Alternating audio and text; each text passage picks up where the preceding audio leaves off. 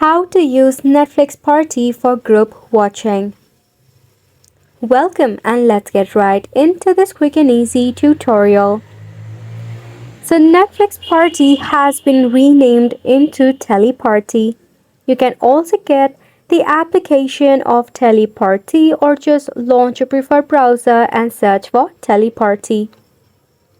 So this allows you to watch TV or any of your favorite shows together with your friends or family. Now, in order to use the Teleparty, what actually you need to do is, firstly, if you are wanting to add in your website, you will get the extension of Teleparty.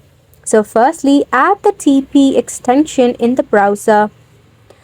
If you want the application, you can just open up your TP application. Through there, you'll be able to invite the members to watch your TV or shows together. After which you need to click on the show that you want to watch together. Once you have clicked on the party option, that is the TP icon, tap on the TP icon, then click on Start Party. Then you will receive an URL that you can share with your friends to invite the party. Now to join the Teleparty, all your friends have to do is simply click on the TP button next to the address bar and then they will be able to enjoy the party using the party URL. Isn't it simple?